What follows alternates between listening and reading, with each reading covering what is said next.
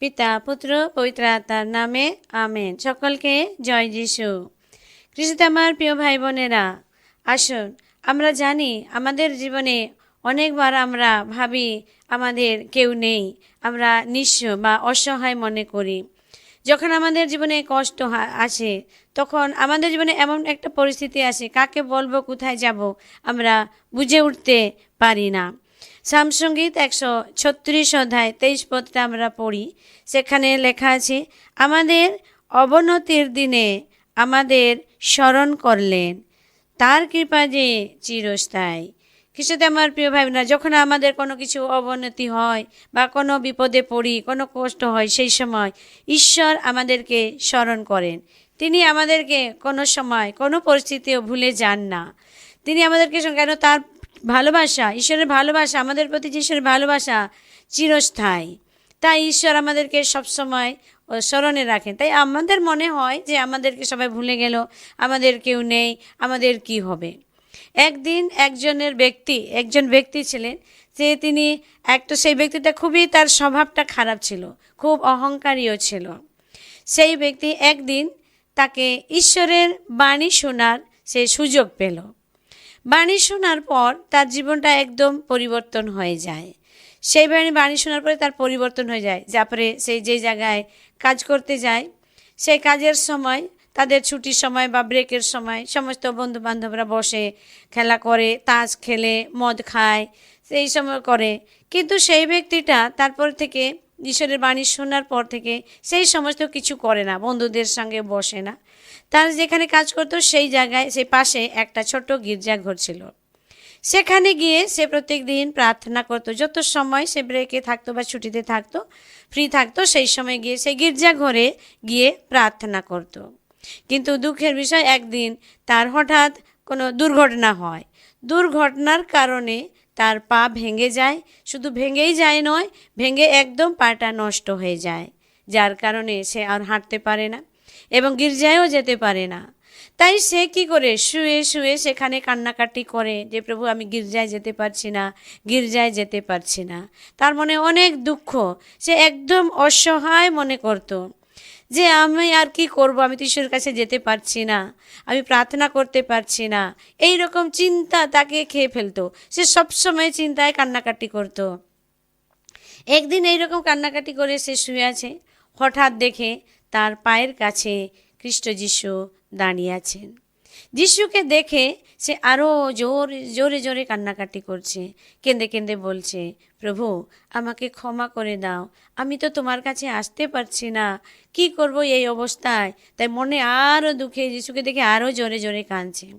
তখন যিশু তাকে বললেন, আমার সন্তান, আমি তো জানি তুমি গির্জায় যেতে পারছো না, প্রার্থনা করতে পারছো না, আমার কাছে আসতে পারছো না। তাই আমি তোমার কথা স্মরণ করলাম, তোমার কথা মনে করেছি, তোমাকে আমি ভুলে যাইনি। তাই তো আমি তোমার কাছে এসেছি, তোমাকে আমি দেখতে এসেছি। তুমি আমার কাছে আসতে পারোনি, কিন্তু আমি তোমার কাছে এসেছি, কারণ তুমি আমার মনে আছো। তোমাকে আমি স্মরণ করেছি, তোমার কথা আমি মনে করেছি, তাই আমি তোমার কাছে এসেছি। খ্রিস্টতে আমার প্রিয় ভাই বোনেরা, সেই ব্যক্তির জীবনে, সে কত খারাপ মানুষ ছিল, অনেক কষ্ট করে ঈশ্বরের বাণী শুনে সে পরিবর্তন হলো, ঈশ্বরকে ডাকতে শুরু করলো। তারপরে হঠাৎ তার জীবনে দুর্ঘটনা হয়, পা ভেঙে যায়, ঈশ্বরের কাছে যেতে পারছে না, গির্জা যেতে পারছে না। তাই সেই সময় নিজেকে নিজে খুবই অসহায় মনে করেছে। সেই সময় খ্রিস্ট যিশু তার কথা স্মরণ করে তার কাছে এসেছে, তার সঙ্গে দেখা করেছে, কথা বলেছে, সান্ত্বনা দিয়েছে। তাই প্রভুকে খ্রিস্টতে আমার প্রিয় ভাই বোনেরা, আমরা সবাই জানি ঈশ্বরের ভালোবাসা চিরস্থায়ী। ঠিক একইভাবে এই দৃষ্টান্ত, এই সাক্ষ্যটা শুধু শোনার জন্য নয়, আমাদের জীবনে, ব্যক্তিগত জীবনে ঈশ্বর আমাদের সঙ্গে দেখা করেন, ব্যক্তিগতভাবে ঈশ্বর আমাদেরকে স্মরণ করেন। তিনি আমাদেরকে কোনো পরিস্থিতিতে তিনি ভুলে যান না।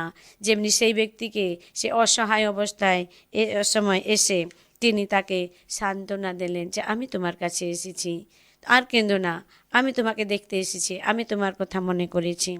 তাই আমরা দেখি ঈশায় গ্রন্থ 66 অধ্যায় 13 পদে প্রভু বাণী লেখা আছে, মা যেমন নিজের সন্তানকে সান্ত্বনা দেয়, আমিও তোমাদেরকে সান্ত্বনা দেব। জেরুসালেম থেকে তোমরা সান্ত্বনাই পাবে।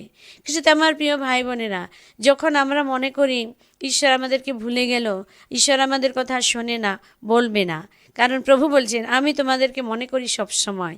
ঈশায় গ্রন্থ 43 অধ্যায় 1 পদে লেখা আছে, ভয় করো না, আমি তোমাকে মুক্তি সাধন করলাম, নাম ধরেই আমি তোমাদেরকে ডেকেছি, তুমি তো আমারই। তাই আমরা সকলে অন্য কারো নয়, আমরা এই জগতের নয়, আমরা নিজে নয়, আমরা হলাম ঈশ্বরের সন্তান। তাই আমাদের কথা ঈশ্বর সব সময় মনে করেন, আমাদেরকে কখনো তিনি ভুলে যান না। আমরা হয়তো পাপ করি, জগতে আমরা এমন আসক্ত হয়ে যাই, ঈশ্বরকে ভুলে যাই, কিন্তু ঈশ্বর আমাদেরকে কখনো ভুলেন না। তাই মনের মধ্যে যদি আপনাদের কারো এরকম চিন্তা আছে, দুঃখ আছে যে আমাকে কেউ ঈশ্বর ভুলে গেছে, ঈশ্বর ছেড়ে দিয়েছে, বা সবাই ছেড়ে দিয়েছে, সবাই ভুলে গেছে, যদি মনের মধ্যে এরকম কিছু অভিযোগ থাকে বা কোনো দুঃখ থাকে, তাহলে ঈশ্বরের এই বাণী শুনুন। ঈশ্বর বলছেন আমি তোমাদেরকে কখনো ভুলি না। লূক লিখিত মঙ্গল সমাচার 19 অধ্যায় 5 পদে আমরা দেখি, সেখানে জাকির কথা। জাকিও ছোট সাইজ মানুষ ছিল, সেই রাস্তায় যিশু আসছে, যে শুনে সে গেল যিশুকে দেখা করতে, কিন্তু এত ভিড় সেখানে সে দেখতে পায় না। সে দৌড়ে গিয়ে একটা ডুমুর গাছে তিনি উঠে পড়লেন যিশুকে দেখার জন্যে। কিন্তু সে যিশুকে দেখতে চাইছে, কিন্তু যিশু, সে জাকির কথা তার মনে ছিল, তার মনের মধ্যে ছিল জাকিও। তার জন্যে সে যখন সেই গাছের তলায় এসে পৌঁছালেন যিশু, তখন উপর দিকে তাকিয়ে বললেন যে জাকিও, তুমি তাড়াতাড়ি নিচে এসো, আজকে আমাকে তোমার ঘরে থাকতে হবে। দেখুন ঈশ্বরের ভালোবাসা কত মঙ্গলময়। দেখুন জাকিও যিশুকে দেখিনি তত পর্যন্ত, তার আগে যিশু বললেন যে জাকিও তুমি নিজে নেমে আসো। প্রভুর তার নাম ধরে ডাকলেন, জাকিওসের কথা তিনি মনে করলেন, জাকিওসের কথা তার স্মরণে ছিল, তাই তাকে নাম ধরে তিনি ডাকলেন, তুমি তাড়াতাড়ি নিচে নেমে এসো, আজকে আমি তোমার ঘরে থাকবো। তাই আমাদেরকেও কিছুতে আমার প্রিয় ভাই বোনেরা, যখন আমরা এইরকম একা মনে করি, সেই সময় যখন এইরকম অসহায় মনে, যাকে সে ছোট সাইজের মানুষ ছিল, যিশুকে দেখতে পাচ্ছে না বলে তার মনে একটা আফসোস ছিল, কি করে দেখবো এত ভিড়ের মধ্যে, তাই গাছে উঠে গেল। তাই তার মনের আশা দেখে ঈশ্বর বললেন তুমি তাড়াতাড়ি নিচে এসো। জাকিও, তাই সেখানে কেউ বলেনি যে জাকিও গাছের উপরে আছে, কিন্তু যিশু তার অন্তরে, তার মনের মধ্যে জাকিও ছিল, তাই তার নাম ধরে তিনি তাকে ডেকে বললেন তুমি তাড়াতাড়ি নিচে এসো। তাই প্রভু আমাদেরকে বলছেন তোমরা আমার মনেই আছো, আমি তোমাদেরকে ভুলে যাইনি।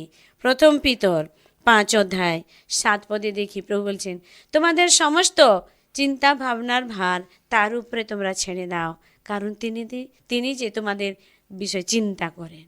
খ্রিস্ট আমার প্রিয় ভাই বোনেরা, ঈশ্বর আমাদের বিষয়ে সবসময় চিন্তা করেন, আমাদের জন্য মঙ্গলের চিন্তা করেন তিনি, আমাদের অমঙ্গলের জন্য না। যখন আমাদের মনে কোনো কিছু দুশ্চিন্তা আসে বা কোনো কিছু অমঙ্গলের ইচ্ছা হয়, সেই সময় প্রভু আমাদের কথা মনে করেন। তাই তিনি বলেছেন তোমাদের সমস্ত ভাবনা চিন্তার ভার তার উপরে ছেড়ে দাও, কারণ তিনি তোমাদের বিষয় তিনি চিন্তা করেন। তাই প্রভু যিশু আমাদেরকে সবসময় মনে করেন, কাউকে ভুলে যান না, কারণ আমরা সবাই তার হাতের সৃষ্টি। প্রভু বলেছেন ঈশায় গ্রন্থ 49 অধ্যায় 16 পদে, আমি আমার হাতের তালুতে তোমাদেরকে খোদাই করেছি, তোমাদেরকে আকৃতি দিয়েছি, তাই তোমার নগর প্রাচীর সবসময় আমার দৃষ্টির সামনে থাকে, আমার সামনেই থাকে। কিছু তো আমার প্রিয় ভাইনারা, ঈশ্বর আমাদেরকে সৃষ্টি করেছেন, নিজের হাতে গড়েছেন, তাই তিনি সবসময় আমাদের কথা স্মরণে রাখেন, কাউকে তিনি কোনো জায়গায় ভুলে যান না।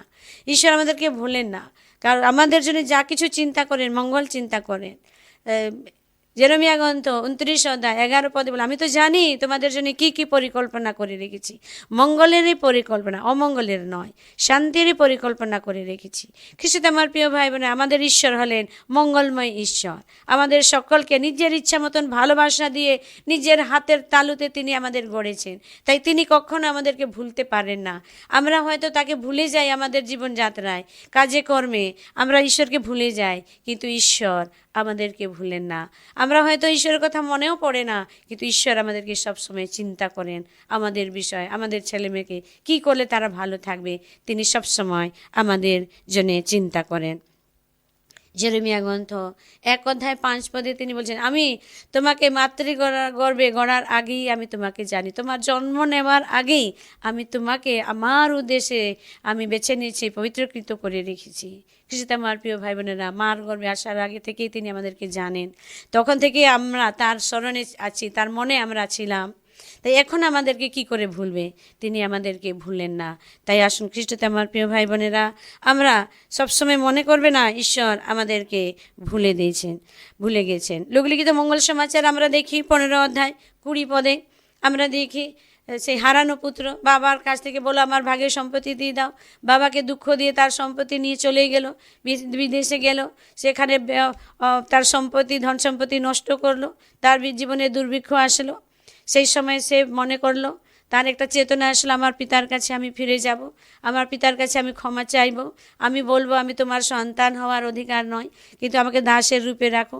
তার চেতনা আসলো, মন পরিবর্তন করে সে বাবার কাছে ফিরে আসছে।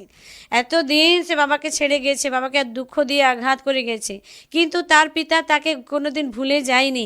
যখন তার পুত্র ফিরে আসে, দূর থেকে ছেলেকে দেখে তার পিতা দৌড়ে ছুটে গিয়ে তাকে আলিঙ্গন করে জড়িয়ে ধরে এবং তাকে চুম্বন করে।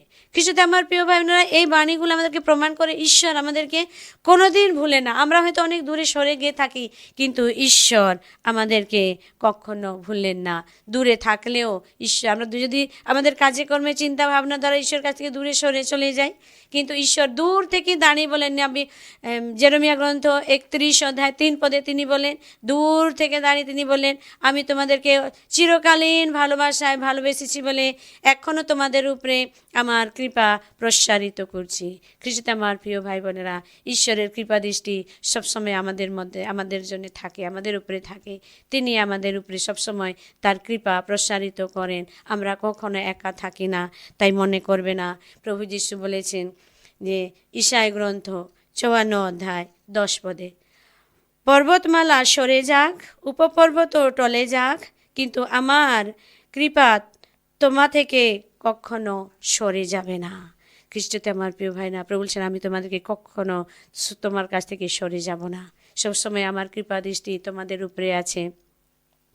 ঈশায় গ্রন্থ 49:15, কোনো নারী কি তার দুধ খাওয়া ছোট্ট শিশুকে ভুলে যেতে পারে? যদি সে ভুলেও যেতে পারে, একটা মা যদি ভুলেও যেতে পারে, কিন্তু আমি তোমাদেরকে কখনো ভুলবো না। তাই খ্রিস্টতে আমার প্রিয় ভাই বোনেরা, এতগুলো বাণীর মধ্যে প্রভু প্রত্যেকটি বাণীতে বলছেন আমি তোমার কথা স্মরণ করি, আমি তোমাদেরকে মনে করি, আমি তোমাদেরকে ভালোবাসি, আমি তোমাদেরকে ভুলবো না। তাই প্রভু আর বলেছেন হিব্রু 13:5 বলেছেন, প্রভু বলেছেন আমি তোমাকে কখনো একা ফেলে রাখবো না, কখনো ত্যাগ করব না। ঈশ্বর আমাদেরকে ছেড়ে থাকতেই পারে না, ঈশ্বর আমাদের মধ্যেই থাকে। তাই আমাদের কথা সবসময় তিনি স্মরণ করেন, সবসময় মনে করেন, কোনো দিন ভুলে যান না। আমরা জানি আদি পুস্তকে দেখি আমরা 6 জলপ্লাবনের সময় ঈশ্বর নোয়ার কথা এবং নোয়ার পরিবারকে মনে করেছিলেন, তাদেরকে তার পরিবারকে স্মরণ করে তাদেরকে রক্ষা করেছিলেন। তেমনি একইভাবে আমাদের জীবনে এই রকম ঝড় তুফান আসে, কোনো বিপদ সংকট আসে, ঈশ্বর আমাদের কথা স্মরণ করেন, আমাদেরকে তিনি রক্ষা করতে আমাদের কাছে তিনি আসেন। আমরা দেখি লোকলিখিত মঙ্গল সমাচার 23:42-43 লেখা আছে, সে দুইজন দস্যু যিশুর সঙ্গে যাদেরকে ক্রুশে দেওয়া হতো, তাদের মধ্যে একজন বলে উঠল যিশুকে, যিশু তুমি যখন সে রাজ্যের মহিমায় প্রবেশ করবে, তখন আমার কথা একটু মনে করো। তখনই যিশু বলেন, আমি তোমাকে সত্যি সত্যি বলছি, তুমি আজই আমার সঙ্গে পরম দেশে স্থান পাবে। খ্রিস্টতে প্রিয় ভাই বোনেরা, খ্রিস্ট যিশুর এই বাণী বিশ্বাস করুন, যিশু আমাদেরকে ভুলে না, আমরাও স্বর্গে স্থান পাব। তাই আসুন আমরা আপনাদের সকলের জন্য এই ডিভাইন লাভ রিট্রিট সেন্টার তরফ থেকে প্রার্থনা করি, যেন আপনারা সবসময় নিজের জীবনে যিশুর উপস্থিতিকে অনুভব করেন এবং জেনে রাখুন ঈশ্বর আপনাদের কাউকে ভুলে যান না। সকলকে জয় যিশু।